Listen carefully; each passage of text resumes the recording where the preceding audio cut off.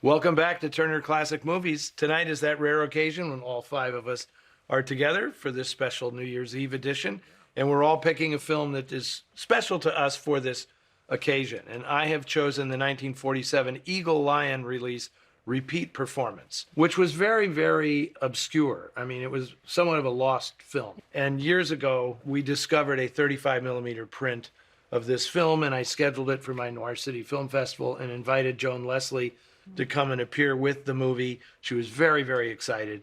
And unfortunately, the print was junk. It was not even projectable.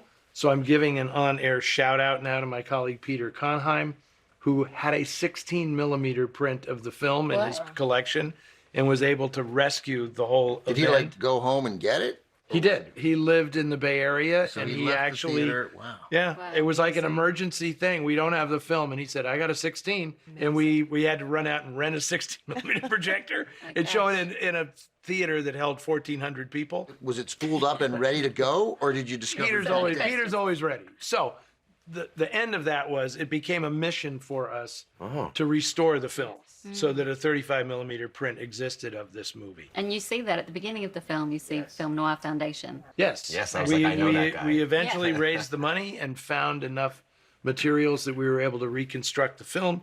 And now it exists in 35 millimeter, and it's actually out on Blu-ray and DVD and everything. So. I introduced this movie on TCM a couple months ago, and in the intro I said that you described this movie as the noir version of It's a Wonderful Life. Precisely what it is. A dreadful thing happens at the beginning of the film. We won't say what it is. And then she is magically given the opportunity to relive the previous year in the hopes and the that thing it will happens end on New differently. Year's Eve. So It happens on New Year's Eve. and then she starts the year over. Yeah, it's like a very early Groundhog Day. I mean, there's Yeah, so many examples. kind of like the way we all feel right now. Like maybe we could just relive the last year one more time. Well, that's why I find these time loop movies so fascinating. We've seen it Groundhog Day and things like Palm Springs, Run Lola Run, where a period of time gets repeated. Here it's just once, 1 year.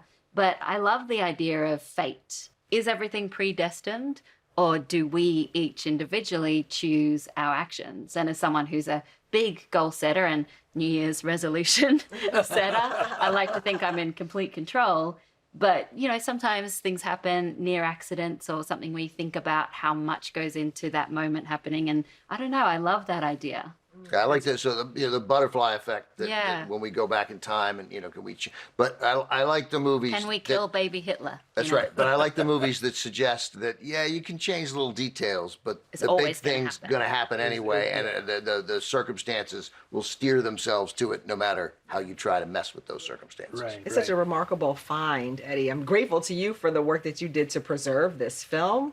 I had never seen it before. It's a real treat. And it takes this conceit that you see across film noir, the flashback structure. Oh, yeah. And just plays with that in a way that's more like this kind of time travel. Yeah, because it is what the story is all about. Yeah. It's like a lot of times flashbacks are just used as a convenient way of filling in, background information in the stories. But this is what it's all about. This is the point. The flashback is the point of the movie. And is it going to end differently the second time around? And it's not exactly a flashback.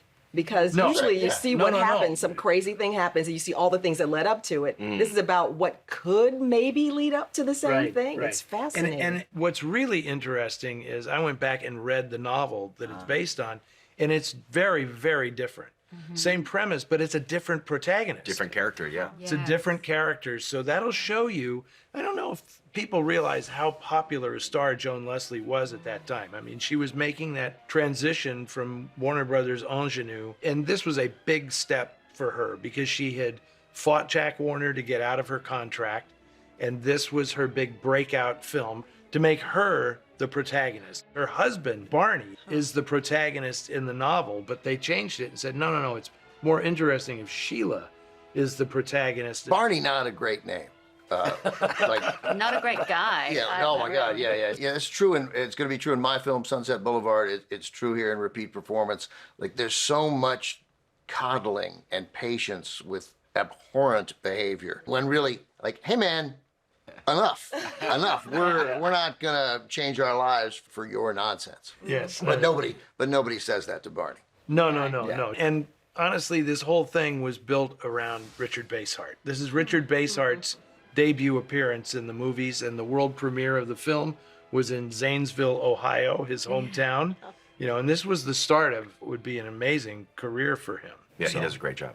So I hope this is a surprise for some of the viewers, because we did manage to save this one from total obscurity. So here it is from 1947. Here are Joan Leslie and Richard Basehart and Louis Hayward starring in repeat performance.